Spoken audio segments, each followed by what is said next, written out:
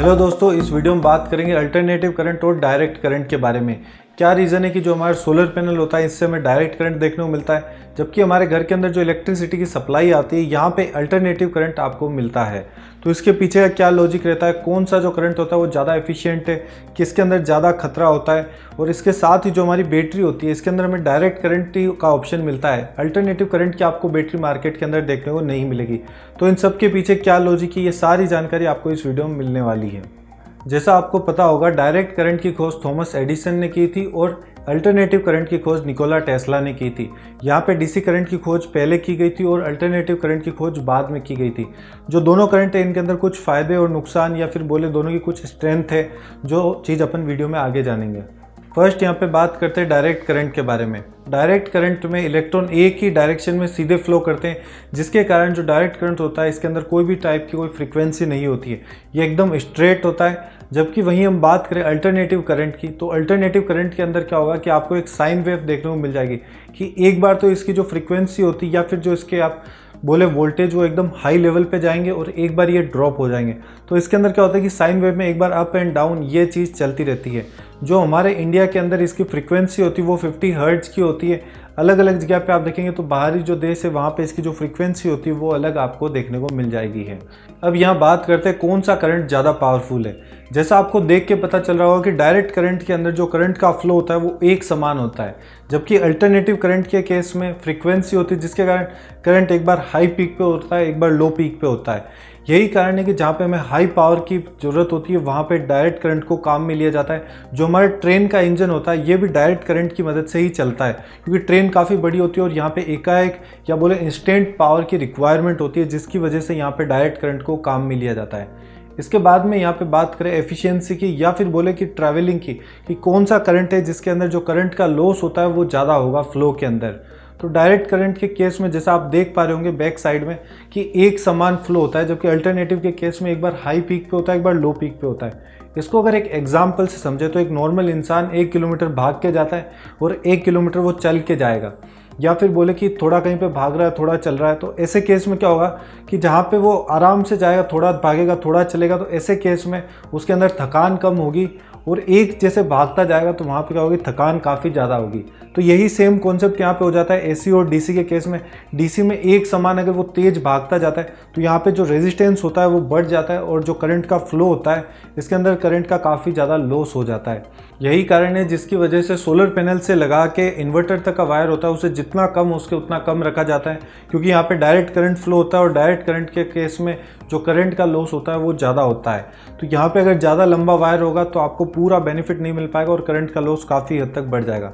लेकिन alternative current के case में ऐसा नहीं होता। यहाँ पे जो करंट का लॉस होता है वो डायरेक्ट करंट के कंपैरिजन में कम होता है। यही वजह है कि हमारे घर पे जो सप्लाई आती है, जो करंट आता है वो अल्टरनेटिव करंट होता है। और अगर इसको दूसरे एग्जाम्पल से समझे तो जो हमारी ट्रेन होती है, जो इलेक्ट्रिक ट्रेन है, वो डायरेक्ट करंट से चलती है, लेकिन जो ऊपर की साइड में यहाँ पे वायर होते हैं, ये इन वायर के अंदर अल्टरनेटिव करंट चल रहा होता है।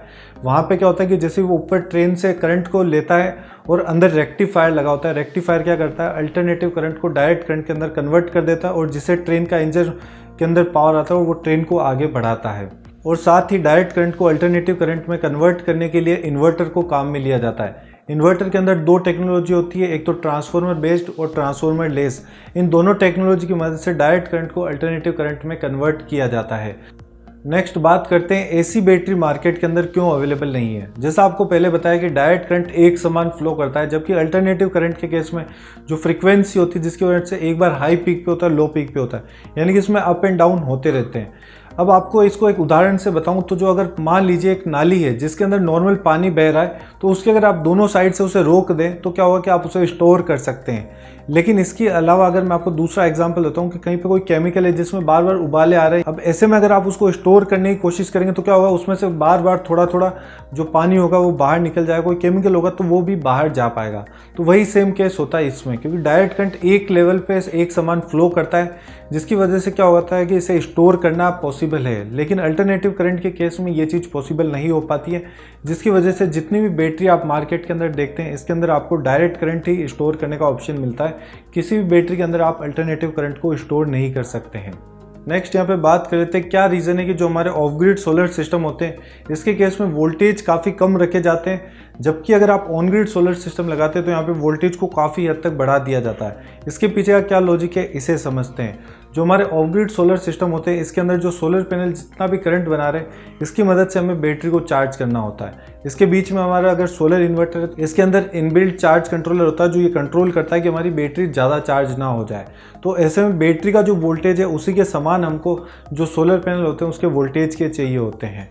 लेकिन अगर हम दूसरी तरफ यहाँ पे बात करें ऑन ग्रिड सोलर सिस्टम के केस में, तो ऑन ग्रिड के केस में क्या होता है कि यहाँ पे बैटरी नहीं होती है, एक इन्वर्टर होता है और सोलर पैनल होता है। तो इन्वर्टर के अंदर अगर आप डायरेक्ट हाई वोल्टेज देंगे तो यहाँ पे क्या होगा, एक तो करंट का लॉस कम होगा और दूसरा जो आपका इन्वर्टर है वो उस करंट को ज़्यादा एफिशिएंसी से क्या है कि कन्वर्ट कर देगा एसी करंट के अंदर है, जिसकी वजह से क्या होता है कि जितने भी आपके ऑन ग्रिड सोलर सिस्टम होते हैं यहाँ पे जो वोल्टेज होता है इसको बढ़ाया जाता है, और वहीं पे हमारे जो ऑफ ग्रिड सोलर सिस्टम होते हैं इसके केस में यहाँ पे जो वोल्टेज होता है इसको कम रखा जाता है या फिर जो बैटरी होगी उसके समान ही रखा जाता है। नेक्स्ट यहाँ पे बात करें तो कैसे सोलर विक्रेता आप लोगों को बेवकूफ़ बनाते हैं सोलर पैनल बेचते वक्त।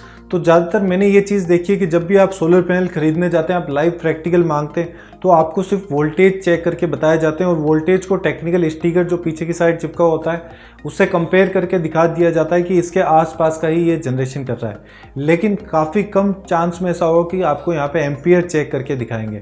तो इसके पीछे का क्या लॉजिक रहता है, तो इस चीज़ को आप समझते हैं कि जो हमारा जो सोलर पैनल होता है यहाँ पे मल्टीपल सेल लगे हुए होते हैं और जो वोल्टेज होता है, वोल्टेज का काम होता है कि करंट को आगे की तरफ पुश करना बढ़ने में।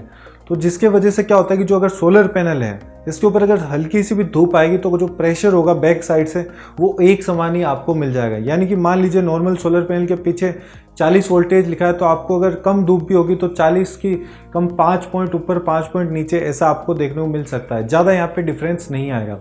लेकिन जो मेन डिफरेंस आता है वो यहाँ पे आएगा एम्पियर के अंदर। जो एम्पियर होते हैं वो आपके ड्रॉप हो जाते हैं। यही रीज़न है कि आप जब सोलर पैनल खरीदने जाते हैं, भले ही किसी भी टेक्नोलॉजी का हो, दुकानदार इस चीज़ का फ़ायदा उठाता है और आपको सिर्फ वोल्टेज चेक करके ये बता देता है कि ये सोलर पैनल काफ़ी बढ़िया है। लेकिन वहाँ पे ये चीज़ कई जगह समस्या आती है कि लोकल या फिर चाइनीज़ जो सोलर पैनल काम में लेते हैं वहाँ पे आपको प्रॉपर एम्पियर का जनरेशन नहीं मिल पाएगा और काफ़ी लोगों को ये समस्या आती है कि हमारी बैटरी चार्ज नहीं हो पा रही है। तो इसका भी यही रीज़न रहता है।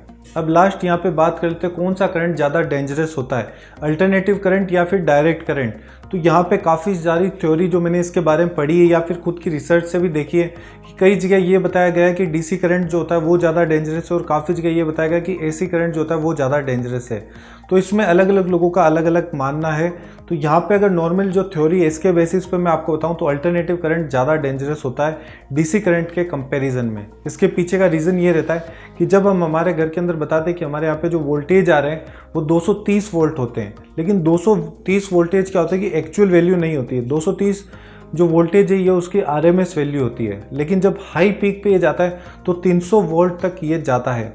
तो ऐसे करने से क्या होगा कि 230 वोल्ट तो हमको ये चीज़ बताई गई कि हमारे यहाँ पे 230 वोल्ट की सप्लाई होती है, लेकिन इसका हाईएस्ट जो पीक होता है वो 300 वोल्टेज तक तो होता है। यानी कि अगर यहाँ पे आपको करंट का शॉक लगता है तो 230 वोल्ट का नहीं होके वो 300 वोल्ट तक का हो सकता है। लेकिन डीसी के केस में क्या होगा, अगर आपको बताया कि ये 200 वोल्टेज यहाँ पे फ्लो हो रहा है तो वहाँ पे 200 वोल्टेज ही फ्लो होते हैं एक्चुअल के अंदर।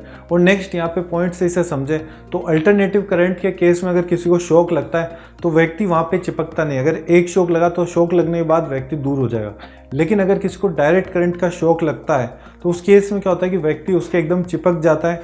तो ये चीज़ यहाँ पे होती है जिसके कारण काफ़ी लोग कहते हैं कि डीसी करंट ज़्यादा यहाँ पे डेंजरस होता है। तो ये अलग अलग यहाँ पे थ्योरी है, इसके आप ऑनलाइन और रिसर्च कर सकते हैं।